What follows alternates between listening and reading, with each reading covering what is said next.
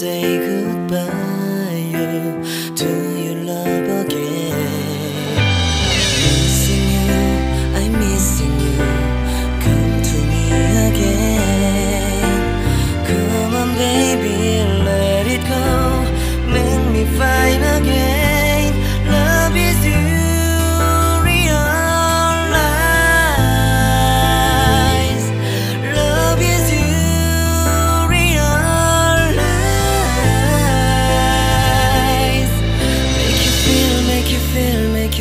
Make you feel love again. I need you, girl. Stay here, lady. I need you, girl. Save me, lady. I need you, girl. Baby, come on, baby. Just to my world, talking to my eyes alone. I need you, girl. Stay here, lady. I need you, girl. Save me, lady. I need you, girl. Come on, baby, let's go party. Time to let it go. You are my only you, girl, my baby, girl, girl, girl, girl, girl. Come back, be with me. Come to me again. Come on, baby, and let it go. Make me fine again.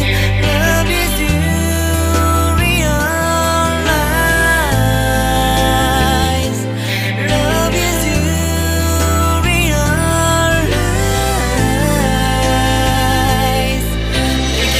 Make you feel love again. I need you, girl. Stay here, lady. I need you, girl. Save me, lady. I need you, girl. Baby, come on, baby. Just to my world, talking to my eyes alone. I need you, girl. Stay here, lady. I need you, girl. Save me, lady. I need you, girl. Come on, baby, let's go party. Time to let it go. You are my only you, girl, my baby, girl, girl, girl, girl. Come to me again. Make you find time to I'm your side, you. Don't you never ever cry. I'm all missing you. Party time to let it go. 이 밤이 지나가면 널 다시 못 볼 것 같아. 내게 다가와줘. 어서 내게 키스를 해줘. 오늘 이 밤이 내게 너무 소중해. 내게 장난치지 마. 다가와 my baby girl. I need you, girl. Stay here, lady. I need you, girl. Save me, lady. I need you, girl. Stay here, lady. I need you, girl. Save me, lady. I need you, girl. Baby, come on, baby. Just to my world, talking to my eyes alone. I need you, girl. Stay here, lady. I need you, girl. Save me, lady. I need you, girl. Come on, baby, let's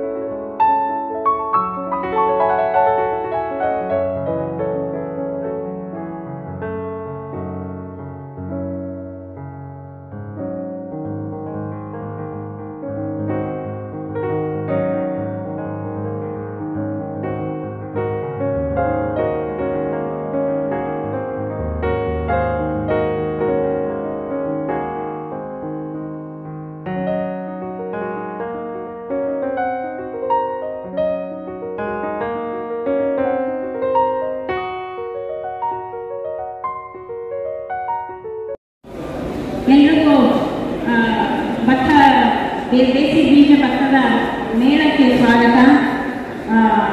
madam ಎಲ್ಲ ಅಧಿಕಾರಿಗಳಿಗೂ ಮತ್ತು ಇಲ್ಲಿ ನೆರೆದಿರೋ ಎಲ್ಲರಿಗೂ ರೈತರಿಗೂ ಸ್ವಾಗತಕ್ಕೆ ಕೋರ್ತಾ ಇದ್ದೀನಿ. ಭತ್ತ ಉಳಿಸಿ ಆಂದೋಲನ ಅಂತ ನಾವು ಶುರು ಮಾಡಿದಾಗ 2009ರಲ್ಲಿ ನಮಗೆ ಇಷ್ಟು ಥರ ಕನ್ನಡ ನಾಡಲ್ಲಿ ಭತ್ತ ಇದೆ ಅಂತ ಗೊತ್ತೇ ಇಲ್ಲ. ನೋಡ್ತಾ ನೋಡ್ತಾ ಒಂದು 700 ಥರ ಭತ್ತ ಈಗಲೂ ಕೂಡ ಕನ್ನಡ ನಾಡಲ್ಲಿದೆ. ಆದರೆ ನಾವು ತಿಂತಾ ಇರೋದು 1-2 ಜಾತಿ ಇರ್ಬೋದು ಅಷ್ಟೇ. ಪ್ರಚಲಿತವಾಗಿ ಮಾರುಕಟ್ಟೆಯಲ್ಲಿ ಅವಲಂಬನೆ ಇರೋದು 1-2-3 ಜಾತಿ ಅಷ್ಟೇ. ಬಾಸುಮತಿ, ಸೋನಾ ಮಸೂರಿ, ಹೀಗೆ ಇಂಥವು. ಆದರೆ ನಮ್ಮ ಈ ಹಳೆ ಕಾಲದಿಂದ ಅನ್ನನೇ ಒಂದು ಆಹಾರ ಆಗಿತ್ತು. ಬಾಣಂತಿಗೆ ಒಂದು ಭತ್ತ, ಡಯಾಬಿಟಿಸ್ ಒಂದು ಭತ್ತ, ನಮಗೆ ಕಾಲು ನೋವು ಒಂದು ಭತ್ತ, ಹೀಗೆ ನಾವು ಅಕ್ಕಿಗೆ ಆಹಾರ ಆಗಿತ್ತು, ಔಷಧಿ ಆಗಿತ್ತು. ಇಂಥ ಸಂಸ್ಕೃತಿನ ನಾವು ಮರ್ತೇ ಬಿಟ್ಟಿದ್ದೀವಿ. ಈಗಿನ ಪೀಳಿಗೆಯಲ್ಲಂತೂ ನಾವು ಯಾವ್ಯಾವ ರೀತಿ ಭತ್ತ ಇದೆ, ಯಾವ್ಯಾವ ತಳಿಗಳಿದೆ ಅನ್ನೋದೇ ಗೊತ್ತಿಲ್ಲ ನಮಗೆ. ಇಂಥ ವಿಭಿನ್ನವಾದ ಪ್ರಕೃತಿ ದತ್ತವಾಗಿ ನಮಗೆ ಔಷಧಿ ರೂಪದಲ್ಲಿರೋ ಅಕ್ಕಿಗಳನ್ನ, ಭತ್ತಗಳನ್ನ ನಾವು ಸಂರಕ್ಷಿಸಿಲ್ಲ ಅಂದರೆ ನೆಕ್ಸ್ಟ್ ಬರೀ ಅನ್ನ ತಿನ್ನೋ ಬದಲು ಮಾತ್ರೆಗಳು ತಿನ್ಬೇಕಾಗತ್ತೆ ಅಷ್ಟೇ. ಅನ್ನ ಇಷ್ಟಿನ್ನು, ಮಾತ್ರೆ ಇಷ್ಟಿನ್ನು ಹೀಗಾಗತ್ತೆ.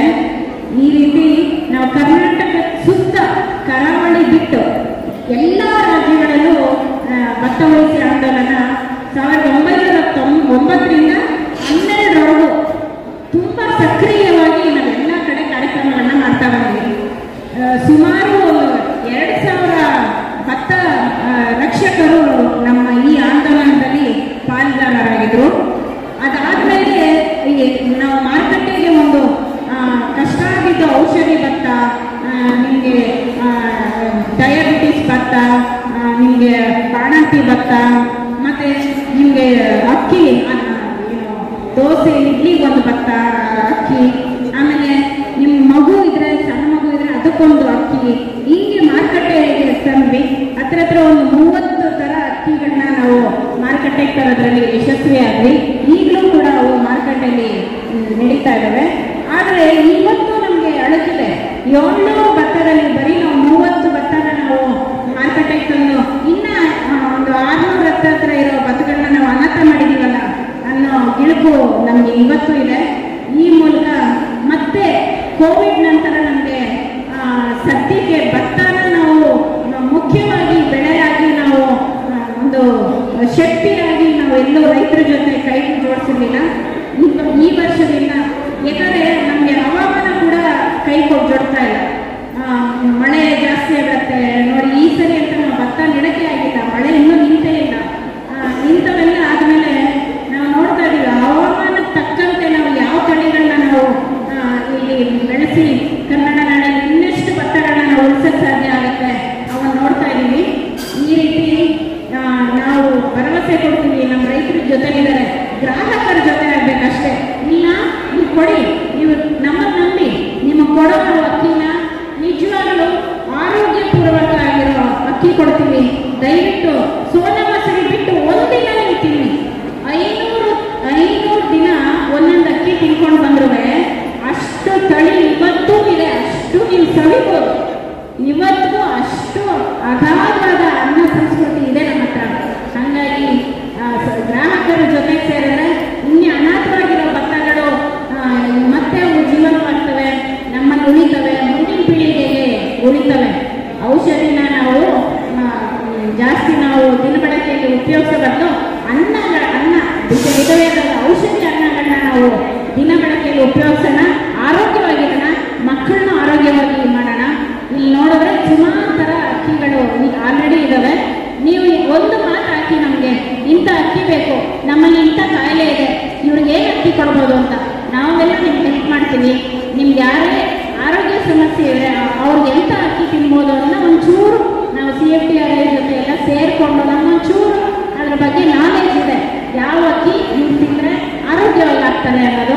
ಇಂಥವೆಲ್ಲ ನಾವು ಮುಂದಿನ ಪೀಳಿಗೆ ಮಾಡ್ತಾ ಹೋಗೋಣ. ಎಲ್ಲರೂ ಆರೋಗ್ಯವಾಗಿರೋಣ, ಅಕ್ಕಿ ಸಂಸ್ಕೃತಿ ಉಳಿಲಿ. ಈ ರೀತಿ ನಮ್ಮಲ್ಲಿರೋ 7 ತಳಿಗಳಾದರೂ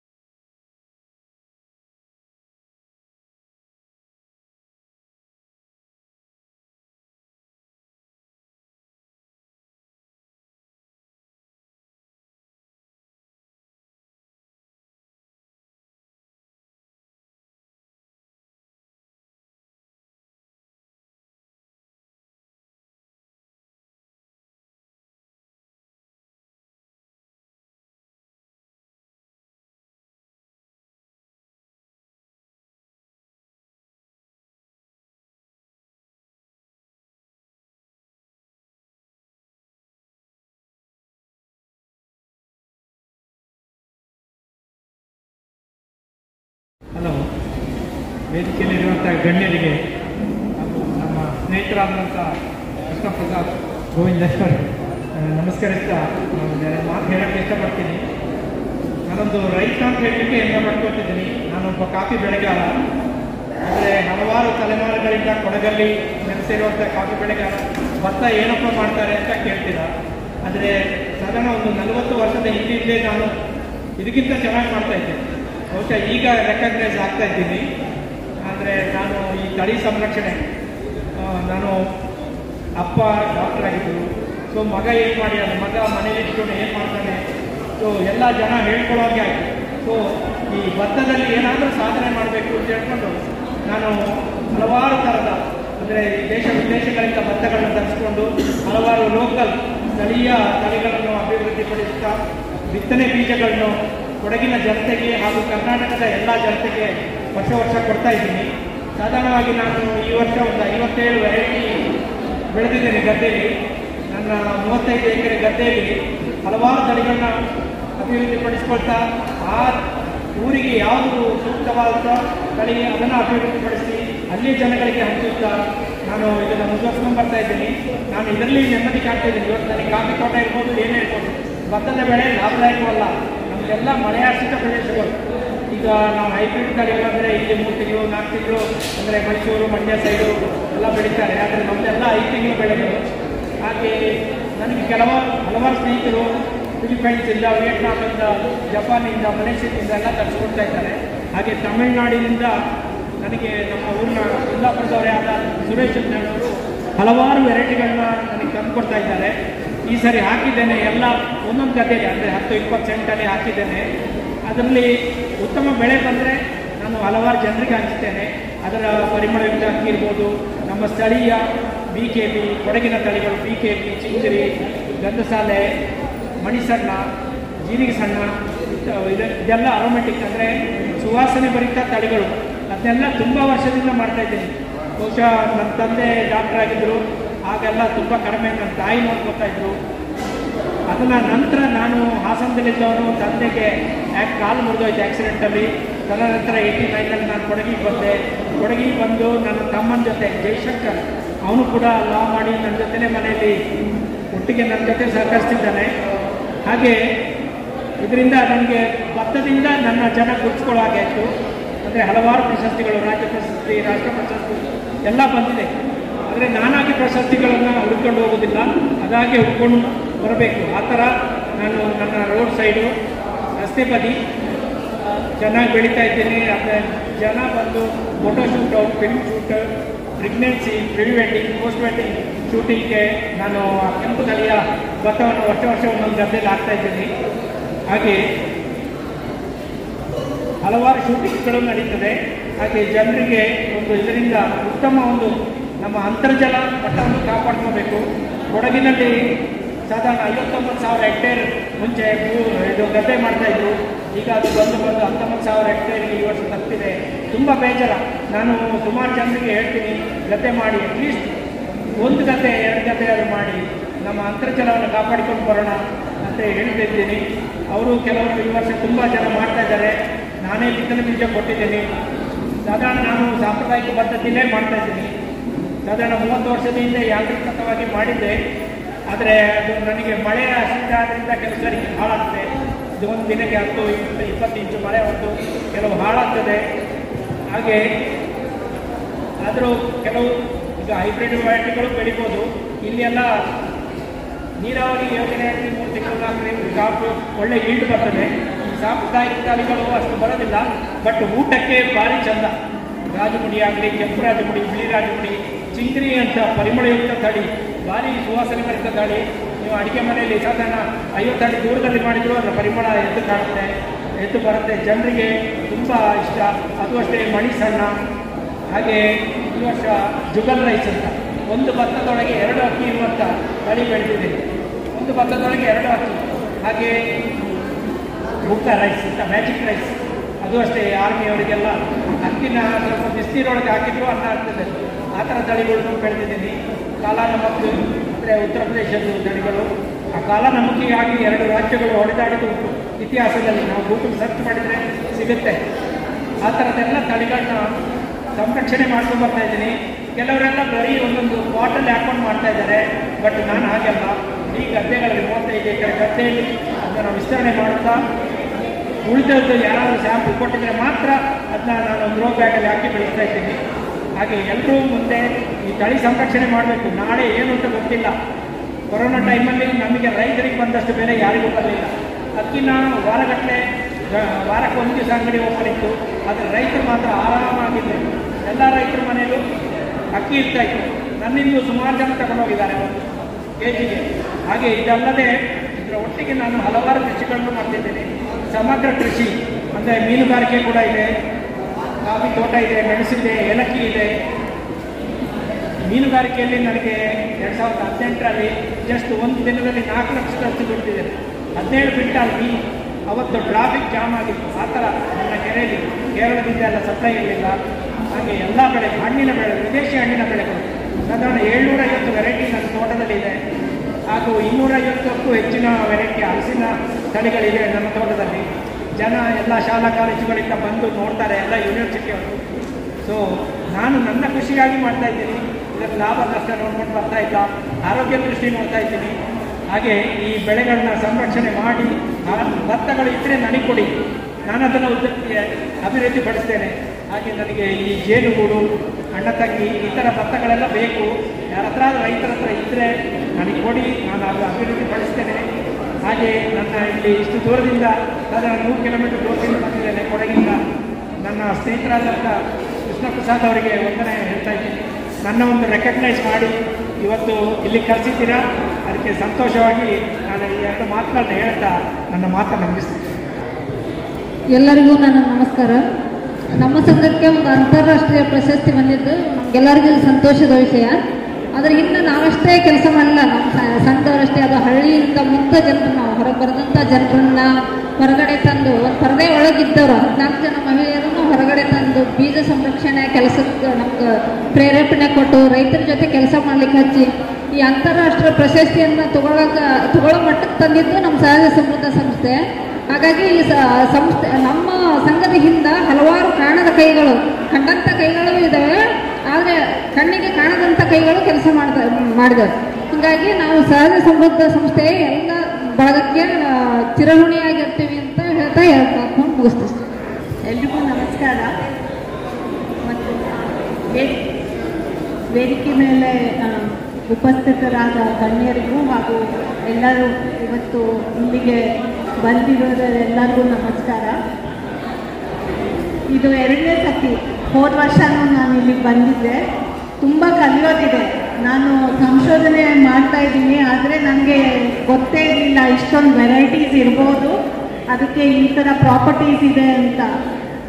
ಇವತ್ತು ನಾನು ಇನಾಗ್ರೇಟ್ ಮಾಡುವಾಗ ನೋಡಿದೆ ಎಷ್ಟೊಂದು ಮೆಡಿಸಿನಲ್ ಪ್ರಾಪರ್ಟೀಸ್ ಇದೆ ಈ ರೈಸ್ಗೆ ಅಂತ.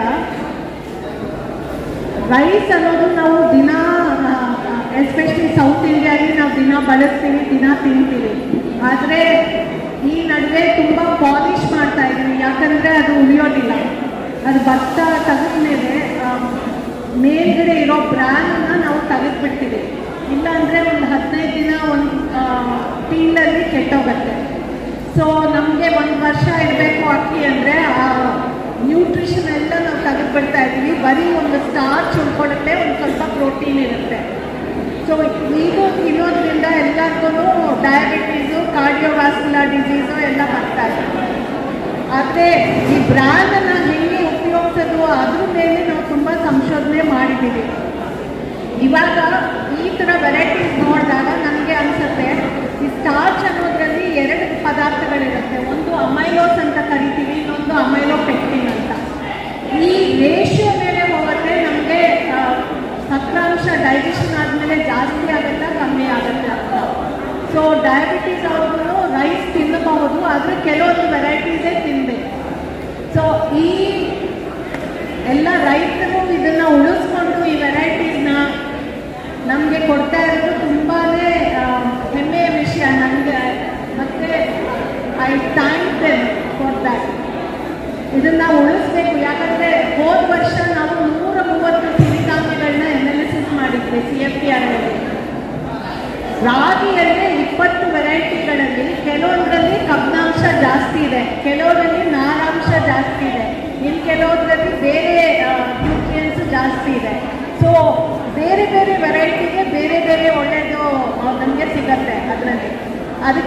ಅದರಿಂದ ನಮ್ಗೆ ಏನು ಗೊತ್ತಾಯಿತು ಅಂದರೆ ಮಕ್ಕಳಿಗೆ ಈ ವೆರೈಟಿ ಕೊಟ್ಟರೆ ಅದು ಉಪಯೋಗ ಆಗುತ್ತೆ.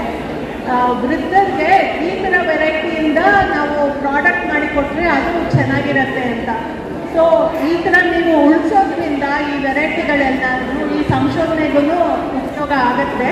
ಮತ್ತು ಮೌಲ್ಯವರ್ಧನೆ ಆಗದೇ ಇದ್ದರೆ ರೈತರಿಗೆ ಜಾಸ್ತಿ ದುಡ್ಡು ಸಿಗೋದಿಲ್ಲ. So doubling farmers income is directly related to value addition. ಈ ಮೌಲ್ಯವರ್ಧನೆ ಮಾಡಬೇಕು ಅಂದರೆ ಸಂಶೋಧನೆ ಮಾಡಲೇಬೇಕು. ಆ್ಯಂಡ್ ಈ ಥರ ಬೇರೆ ಬೇರೆ ವೆರೈಟೀಸು ನೀವು ರಿಸರ್ಚ್ ಇನ್ಸ್ಟಿಟ್ಯೂಟ್ ಜೊತೆ ಶೇರ್ ಮಾಡಿದ್ರೆ ಅದನ್ನು ಮಾಡೋಕ್ಕೆ ಸಾಧ್ಯತೆ ತುಂಬ ಇದೆ. So I am sure CFTR ಈಗ ಹೊಸ ಡೈರೆಕ್ಟರ್ ಬಂದಾಗ ನೀವು ಅಪ್ರೋಚ್ ಮಾಡಿ ಅವ್ರನ್ನ ಸ್ವಲ್ಪ ಡೀಪಾಗಿ ರಿಸರ್ಚ್ ಮಾಡೋಕ್ಕೆ ಹೇಳಿ. ಅದರಲ್ಲಿ ಮೆಡಿಸಿನಲ್ ಯೂಸಸ್ ಇರ್ಬೋದು, ಅಥವಾ ಗ್ಲೈಸಿಮಿಕ್ ಇಂಡೆಕ್ಸ್ ಅಂತ ಕರಿತೀವಿ, ಅಂದರೆ ಡೈಜೆಷನ್ ಸ್ಲೋ ಆಗಿರ್ಬೋದು. ಈಗ ನಾವು ರಾಗಿ ಮುದ್ದೆ ಬೆಳಗ್ಗೆ ತಿಂದರೆ 3 ಗಂಟೆವರೆಗೂ ಹಸಿವಾಗಲ್ಲ. ಅದೇ ಥರ ರೈಸಲ್ಲೂ ವೆರೈಟೀಸ್ ಕೆಲವೊಂದಿದೆ. ಸೊ ಅದನ್ನು ತಿಂದರೆ ಆವಾಗ ನಮಗೆ ಡಯಾಬಿಟೀಸ್ನ ಮೇಂಟೈನ್ ಮಾಡ್ಬೋದು. ಸೊ ಈ ಥರ ಎಲ್ಲರೂ ತುಂಬ ಪೊಟೆನ್ಷಿಯಲ್ ಇದೆ ಈ ವೆರೈಟೀಸ್ಗೆ. So I congratulate all the farmers and I congratulate her for getting an international award. ತುಂಬ ಸಂತೋಷ ಆಯಿತು. ಹಾಗೆ ಜಾಸ್ತಿ ವೆರೈಟೀಸ್ನ ಉಳಿಸ್ಕೊಳ್ಬೇಕು. ನಮ್ಮ ದೇಶದಲ್ಲಿ it is a treasure house, ತುಂಬ ಇದೆ. ಆದರೆ ಅದಕ್ಕೆ ಮಾರ್ಕೆಟ್ ಸಿಗ್ತಾ ಇಲ್ಲ, ಯಾಕಂದರೆ ಯಾರಿಗೂ ಗೊತ್ತಿಲ್ಲ. ನಾನು 35 ವರ್ಷ CFTR ಕೆಲಸ ಮಾಡೋದು ಇಷ್ಟೊಂದು ವೆರೈಟೀಸ್ ಇದೆ ಅಂತ ನನಗೆ ಗೊತ್ತಿಲ್ಲ. So I look forward that more and more ನಮ್ಮ ದೇಸಿ ವೆರೈಟೀಸು ಮಾರ್ಕೆಟ್ಗೆ ತುಂಬ ಫೆಮಿಲಿಯರ್ ಆಗಬೇಕು, ಎಲ್ಲರಿಗೂ ಗೊತ್ತಾಗಬೇಕು, ಮತ್ತು ಇದನ್ನು ಬಳಸಬೇಕು ಅಂತ ನನಗೆ ಆಹ್ವಾನಿಸಿದ್ದಕ್ಕೆ ತುಂಬ ಅಭಿನಂದನೆಗಳು ಮತ್ತು ಥ್ಯಾಂಕ್ ಯು ವೆರಿ ಮಚ್. ನಮಸ್ಕಾರ. ಈಗ ವರಲಕ್ಷ್ಮಿ ಧನಲಕ್ಷ್ಮಿ ಹಬ್ಬ ಮಾಡಿ ಈಗ ಅನ್ನಲಕ್ಷ್ಮಿಯ ಒಂದು ಸಂಭ್ರಮ ನೋಡಲಿಕ್ಕೆ ಬರ್ತಿದ್ದೀವಿ. ಸಹಜ ಸಮೃದ್ಧ ಒಂದು ಈ ಅಕ್ಕಿಗಳ ಲೋಕವನ್ನು ಮೈಸೂರಿನವ್ರಿಗೆ ತೋರಿಸ್ಲಿಕ್ಕೆ ಈ ಮೇಳವನ್ನು ಆಯೋಜಿಸಿರೋ ಅಂಥದ್ದು. ವೇದಿಕೆಯಲ್ಲಿರೋಂಥ ಗಣ್ಯರು ಬಹಳಷ್ಟು ಮಾತಾಡಿದ್ದಾರೆ. ಬಟ್ ಮುಖ್ಯವಾಗಿ ಏನು ಅಂದರೆ ರೈತರು ಇವತ್ತು ಭತ್ತದ ಕೃಷಿ ಲಾಭದಾಯಕವಾಗಿಲ್ಲ. ತುಂಬ ಕೂಲಿ ಶ್ರಮ, ಕಟಾವು ಮಾಡೋದು, ಎಷ್ಟು ಮಟ್ಟಿಗೆ ಅಂದರೆ ಹಳೆ ಭತ್ತನ ಇಟ್ಕೊಂಡು ಹಳೆ ಅಕ್ಕಿ ಕೊಡಬೇಕು ಅನ್ನೋದಿತ್ತು. ಇವತ್ತು ನಾವು ಭತ್ತ ಏನಾದ್ರು ಇಡಬೇಕು ಹೋಗಬೇಕು ಅಂದರೆ 101 ಸಮಸ್ಯೆಗಳು. ಯಾರು ಕೂಡ ಇವತ್ತು ಕಟಾವಾದ ಭತ್ತನ ಮನೆಗೆ ಥರ ಅಂತ ಸ್ಥಿತಿನೇ ಇಲ್ಲ. ಇದು ಏನು ರೈತರು ಬೇಕು ಅಂತ ಮಾಡ್ತಾ ಇರೋದಲ್ಲ, ಯಾವುದು ನಮ್ಮ ಕಂಟ್ರೋಲಲ್ಲಿಲ್ಲ. ಅಕಾಲಿಕವಾಗಿ ಬರೋಂಥ ಮಳೆಗಳು, ಭತ್ತನ ಸಂಗ್ರಹಣೆ ಮಾಡಲಿಕ್ಕೆ ಬೇಕಾದ ಗೋಡೌನುಗಳು, ಮತ್ತು ಇಷ್ಟೆಲ್ಲ ಮಾಡಿರೂ ಕೂಡ ತಗೋಪ ಒಂದು 10 ರೂಪಾಯಿ ಜಾಸ್ತಿ ಕೊಡ್ತೀನಿ ಅಂತ ಗ್ರಾಹಕರಿಲ್ಲ. ಗ್ರಾಹಕರು ಕೂಡ ಏನಾಗೋಗಿದೆ ಅಂದರೆ ಈಗ ಅಗ್ಗವಾದ ಮಾಲಿಗೆ ಎಲ್ಲರೂ ಮುಗ್ಲಾದ್ರೂ ಸರಿ ಅಗ್ಗವಾದ ಮಾಲ್ ಬೇಕು. ಆದರೆ ಒಂದು ಮರ್ತೋಗಿದ್ದೀವಿ, ಈ ಅಗ್ಗವಾದ ಮಾಲಿಂದಲೇ ನಮ್ಮ ಆರೋಗ್ಯ ಕೆಟ್ಟೋಗ್ತಾ ಇದೆ. ಭಾಳ ಕಾಯಿಲೆ ಕಸಾಲೆಗಳು ಬರ್ತಾ ಇದೆ. ಯಾಕೆಂದರೆ ಈಗ ಕಪ್ಪು ಭತ್ತ, ಕೆಂಪು ಭತ್ತದಂಥ ಅಕ್ಕಿಗಳಲ್ಲಿ ಆಂಟಿ ಆಕ್ಸಿಡೆಂಟ್ಸು ತುಂಬ ಇರುತ್ತೆ. ಕ್ಯಾನ್ಸರ್ನಂಥ ಮಾರಕ ರೋಗಗಳನ್ನು ದೂರ ಇಡೋ ಸಾಮರ್ಥ್ಯ ಇದೆ. ಇದನ್ನು ಆಗಾಗ ನಾವು ಬಳಸ್ತಾ ಇದ್ದರೆ ಅದು ಆರೋಗ್ಯಕ್ಕೆ ಒಳ್ಳೆಯದು. ಈ ನಿಟ್ಟಿನಲ್ಲಿ ಸಹಜ ಸಮೃದ್ಧ ಈ ಕಾರ್ಯಕ್ರಮವನ್ನು ಏರ್ಪಡಿಸ್ತಾ ಇದೆ. ಒಂದು ಒತ್ತಾಯ ಏನು ಅಂದರೆ, ಕರ್ನಾಟಕದ ಬೀಜ ಸಂರಕ್ಷಕರು ಭಾಳಷ್ಟು ಜನ ಇದ್ದಾರೆ. ಇಲ್ಲೇ ರೇಚಣ್ಣವರು ಮತ್ತು ಅವರ ಕುಟುಂಬ ಕೂತಿದೆ. ಈ ಥರದ ಅನೇಕ ಬೀಜ ಸಂರಕ್ಷಕರಿಂದ ಇವತ್ತು 100 ತಳಿಗಳು ಉಳಿದಿದೆ. ಇದ್ರ ಜೊತೆ ಶಂಕರ್ ಗುರು ಅನ್ನೋರು NMS, ನಮ್ಮ ಶ್ರೇಣಿಕ್ ರಾಜು, ಆಮೇಲೆ ಬೋರೇಗೌಡರು ಸಿದ್ದಸಣ್ಣ ಭತ್ತ, ಆಂಜನೇಯವರು ಒಂದು ಸಿಂಧೂರ ಮಧುಸಾಲೆ, ಈ ಥರದ ಫಾರ್ಮರ್ ಬ್ರೆಡ್ ವೆರೈಟಿಗಳೇನಿದೆ ಅದು ಭಾಳ ಇಳುವರಿನೂ ಇದೆ, ಭಾಳ ಚೆನ್ನಾಗಿದೆ. ನೋಡಿ, ಸಿಕ್ಸಣ್ಣ ಸೋನಾ ಮಸೂರಿಯನ್ನು ಮೀರಿಸುವ ತಾಕತ್ತಿದೆ. ಮಹಾರಾಷ್ಟ್ರದ ಒಂದು HMT ಅಂತ ರೈತ ಡೆವಲಪ್ ಮಾಡಿರೋದು ಬಾಸುಮತಿ ಹತ್ರ ಇದೆ. ದಾವಣಗೆರೆ ಆಂಜನೇಯವರ ಸಿಂಧೂರ ಮಧುಸಾಲೆ ನೀಳ ಕೆಂಪು ಭತ್ತ. ಈ ಥರದ ಭತ್ತಗಳನ್ನು ಇದು ರೈತ ಸಮುದಾಯ ಭಾಳ ಇದೆ. ಈಗ ಸಿದ್ದಸಣ್ಣ ನೀವು ನೋಡಿದರೆ ಆಂಧ್ರ ಪ್ರದೇಶ, ಒರಿಸ್ಸಾ ಎಲ್ಲ ಕಡೆ ಪಾಪ್ಯುಲರ್ ಆಗಿದೆ. ಹಾಗಾಗಿ ಈ ಭತ್ತಗಳನ್ನು ಸರ್ಕಾರ ರಿಲೀಸ್ ಮಾಡಬೇಕು. ಒಬ್ಬ ವಿಜ್ಞಾನಿ ಡೆವಲಪ್ ಮಾಡಿದ ಭತ್ತನ ಹೆಂಗೆ ರಿಲೀಸ್ ಮಾಡ್ತಾರೋ ಆ ರೀತಿ ಭತ್ತಗಳನ್ನು ಕೂಡ ರಿಲೀಸ್ ಮಾಡಬೇಕು ಅಂತ ಒತ್ತಾಯ ಮಾಡ್ತಾ ಇದ್ದೀವಿ. ಹಾಗಾಗಿ ಈ ಬೀಜಗಳು ರೈತರಿಗೆ ಸಿಗೋಕ್ಕೆ ಅವಕಾಶ ಮಾಡಿಕೊಡ್ಬೇಕು. ದೇಸಿ ಭತ್ತ ಸುಲಭನಾಗಿ ಸಿಗುವಂಥ ಒಂದು ಸಂದರ್ಭವನ್ನು ಸರ್ಕಾರ ಏರ್ಪಡಿಸಿ